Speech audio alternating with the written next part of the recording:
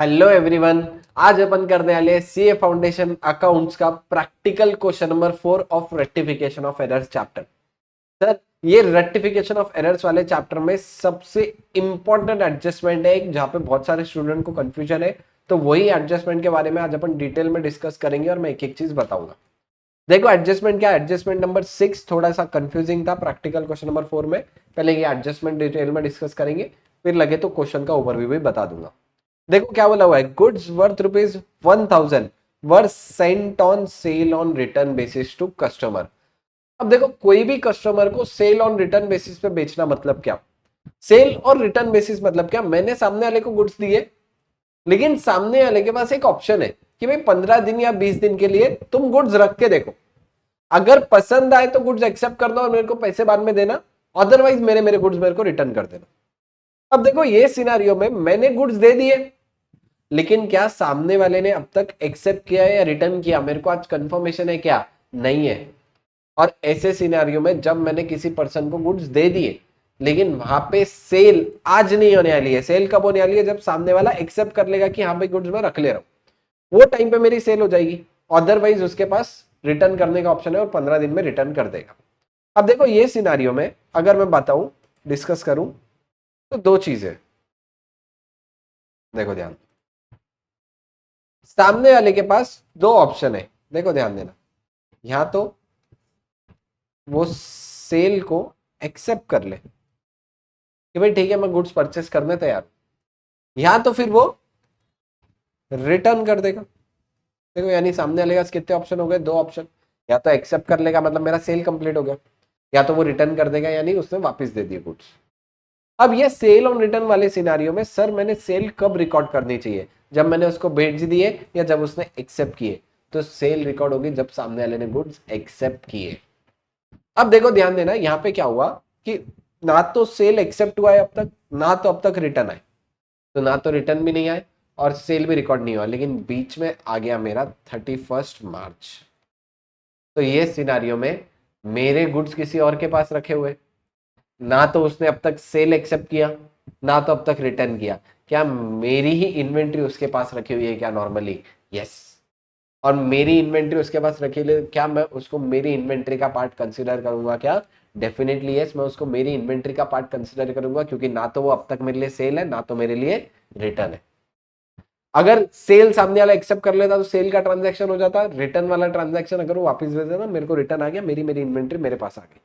लेकिन अभी तो फिलहाल मेरी इन्वेंट्री उसके पास है, तो मैं 31 मार्च को आइडियली मैंने क्या रिकॉर्ड करनी चाहिए, इन्वेंट्री रिकॉर्ड नहीं करनी चाहिए।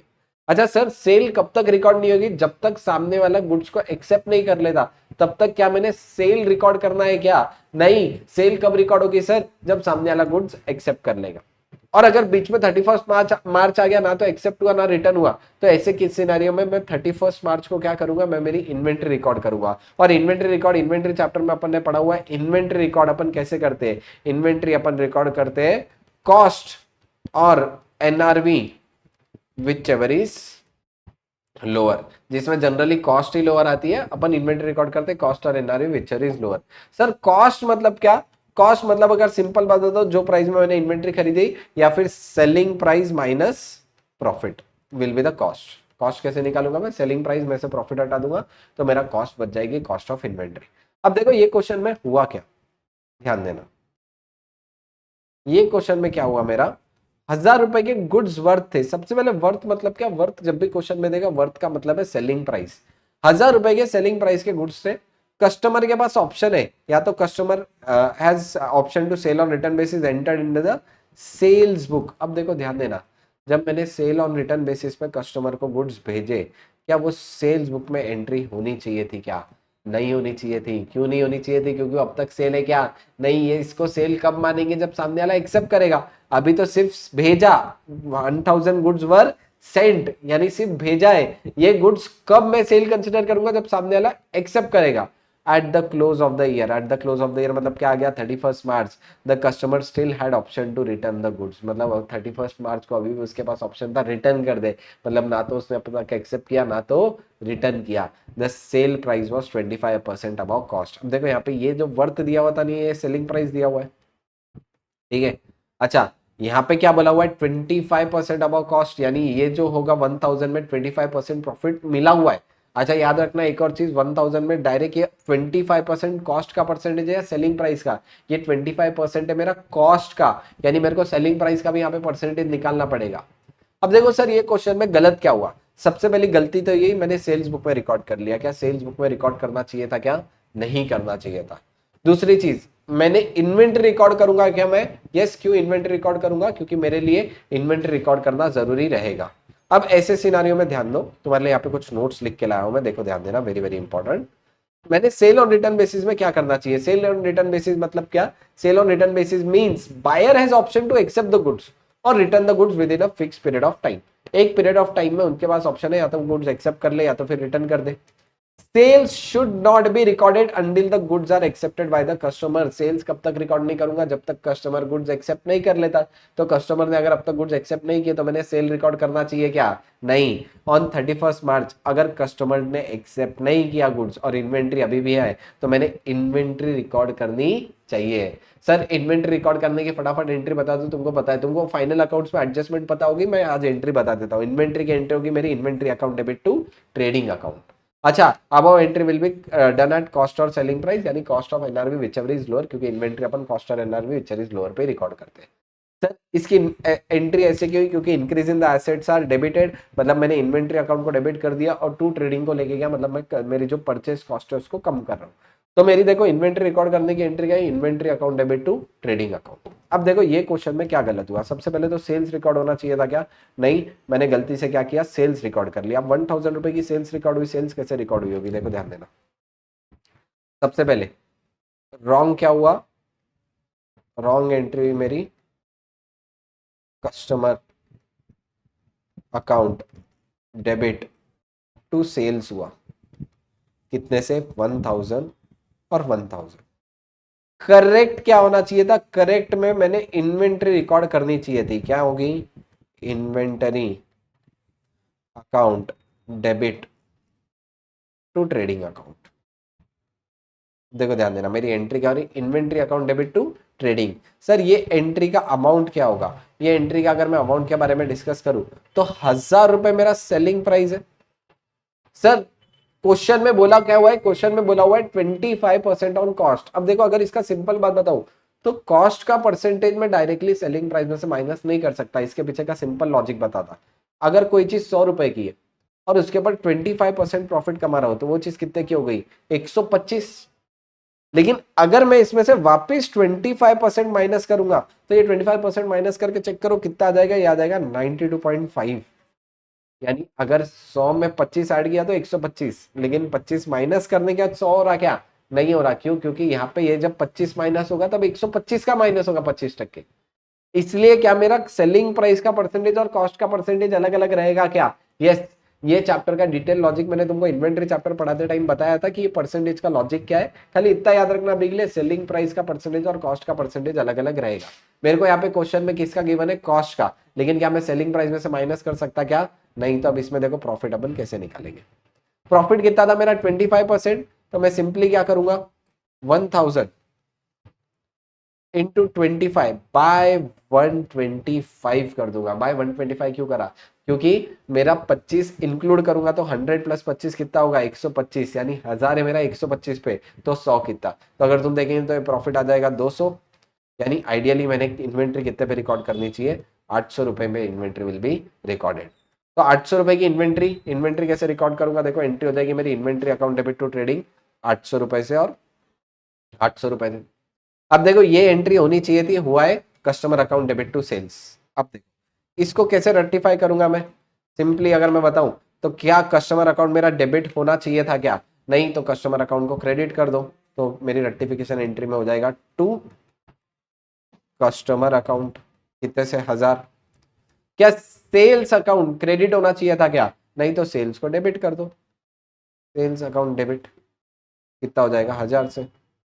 सेकेंड चीज क्या होनी चाहिए, देखो एक तो ये एंट्री और दूसरी एंट्री, करेक्ट एंट्री को रिकॉर्ड करना चाहिए था, रिकॉर्ड कर लो, inventory account debit to trading.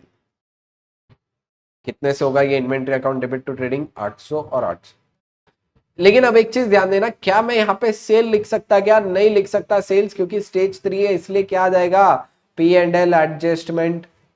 Again trading भी, ट्रेडिंग की जगह ट्रेडिंग लिख सकता क्या, नहीं, तो ट्रेडिंग की जगह क्या आ जाएगा, पी एंड एल एडजस्टमेंट। अब मॉड्यूल में क्या किया, मॉड्यूल में उन्होंने ये दोनों एंट्री को भी सिंप्लीफाई कर दिया। देखो ध्यान देना, क्या ये पी एंड एल एडजस्टमेंट 1000 से debit, P and L adjustment 800 से क्रेडिट, मैं दोनों को नलीफाई कर सकता क्या, यस, यानी ideally P and L adjustment debit कितने से बचेगा, P and L adjustment debit बचेगा मेरा 200 से। इन्वेंट्री देखो, इन्वेंट्री अकाउंट डेबिट हो जाएगा, इन्वेंट्री अकाउंट डेबिट हो गया मेरा 800 से, टू कस्टमर हो गया 1000। यानी मैंने क्या किया, आइडियली मैंने ये दोनों एंट्री को एक कॉमन एंट्री में सिंप्लीफाई कर दिया। सर एग्जाम में यहाँ पे मॉड्यूल में एक एंट्री है, लेकिन एक बार बताऊं क्या, एक बार इन्होंने पास्ट ईयर क्वेश्चन में ऐसा ही सिमिलर क्वेश्चन पूछा, वहां पे इन्होंने 2 एंट्री सजेस्टेड आंसर में बनाई है, वो वाला क्वेश्चन भी अभी तुमको 2 मिनट में बता दूंगा। लेकिन क्या सर एक एंट्री कर सकते हैं क्या, यस। क्या सर 2 एंट्री करना भी करेक्ट होगा क्या, यस। सर एक एंट्री का शॉर्टकट वाला लॉजिक बता दो, शॉर्टकट वाला लॉजिक सिंपल बताता हूँ। देखो सेल हुई नहीं तो सेल के ऊपर का प्रॉफिट हटा दो, प्रॉफिट रिवर्स, 200 रुपए का प्रॉफिट था, 200 रुपए का प्रॉफिट अपन ने रिवर्स कर दिया, PNL adjustment debit. Inventory record नहीं है, 800 से इन्वेंट्री रिकॉर्ड कर दो, और कस्टमर से अब तक पैसे आना बाकी नहीं थे इसलिए कस्टमर को 1000 से रिवर्स कर दिया। This was about sale on return basis. देखो वापस से समराइज कर दे रहा, सेल ऑन रिटर्न बेसिस में करना क्या है, सर जब तक एक्सेप्ट नहीं होते तब तक सेल्स रिकॉर्ड करना ही नहीं है, अगर सेल्स रिकॉर्ड कर लिया तो सेल्स को रिवर्स कर दो।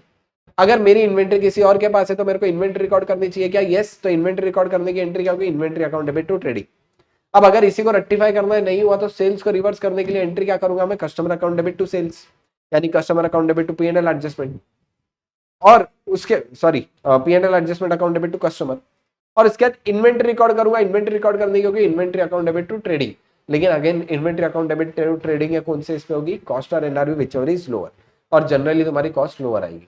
अब ऐसे सिनारियो में अगर स्टेज 3 है तो सेल्स की जगह पीएनएल एडजस्टमेंट हो गया, ट्रेडिंग की जगह पीएनएल एडजस्टमेंट हो गया, तो मेरी एंट्री अब इसको कंबाइन एंट्री करके भी बना सकता क्या, yes, PNL adjustment account debit, inventory account debit to customer account. अच्छा यहाँ पे इन्होंने ये चीज ध्यान रखना, यहाँ पे इन्होंने परसेंटेज कौन सा दिया, 25% ऑन कॉस्ट का दिया था और दिया होता सेलिंग प्राइस, इसलिए अपन ने क्या किया 25/125 किए। लेकिन अगर कोई क्वेश्चन में डायरेक्टली 25% ऑन सेल दिया तो फिर मैं डायरेक्टली 25% माइनस कर सकता हूँ क्या, डेफिनेटली यस, तुम डायरेक्टली 25% माइनस कर सकते हो।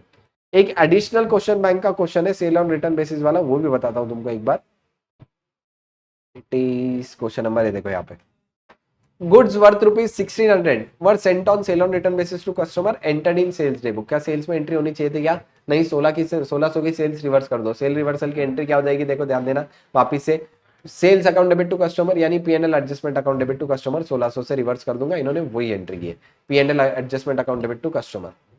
और उसके बाद सेकंड एंट्री क्या, मेरी इन्वेंट्री रिकॉर्ड होनी चाहिए। अब यहाँ पे देखो इन्होंने 20% ऑन सेल डायरेक्टली दे दिया, डायरेक्टली 20% ऑन सेल, यानी मेरे को कन्वर्ट करने की जरूरत है क्या, नहीं, डायरेक्टली क्या करूंगा, 1600 का 20% मेरा प्रॉफिट हो गया, वही 1600 का 20% प्रॉफिट लेस करके निकालूंगा तो ये मेरा आ जाएगा 1280 की कॉस्ट।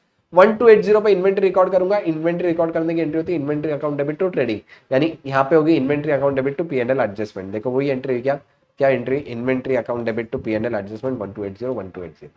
यानी मॉड्यूल में इन्होंने कंबाइन एंट्री किया, और यहाँ पे देखना ध्यान देना कब का पेपर है, पीवाईक्यू जैन 2021 में इंडिविजुअल एंट्री है। सर कंबाइन भी चलेगी इंडिविजुअल भी चलेगी, मैं प्रेफर करूंगा कि अगर कंबाइन कर सकते हो तो कंबाइन कर लो। अच्छा अगर इसको कंबाइन करते तो यहाँ पे क्या होता, देखो 1600 और 1280 कंपनसेट हो जाता, तो बैलेंस मेरा जितना प्रॉफिट होता उतना यहाँ पे प्रॉफिट पीएनएल एडजस्टमेंट डेबिट करता, कस्टमर अकाउंट 1600 से, और इन्वेंट्री अकाउंट यहाँ पे एडिशनली देखो एक तो पीएनएल एडजस्टमेंट डेबिट करता, इन्वेंट्री अकाउंट डेबिट करूंगा, इन्वेंट्री अकाउंट डेबिट करूंगा कितने से, 1280 टू कस्टमर, 1600 से कस्टमर रिवर्स हो जाएगा। अगर यहाँ पे नेट ऑफ एंट्री एक सिंगल एंट्री पास करूं तो मेरा पीएनएल एडजस्टमेंट इनडायरेक्टली डेबिट कितने से होगा, 1600 माइनस 1280, यानी मेरा पीएनएल एडजस्टमेंट डेबिट होगा ऐसे केस में 320 रुपीज से मेरी नेट ऑफ होगी। So this was about sale on return basis के केस में रेक्टिफिकेशन कैसे करना है।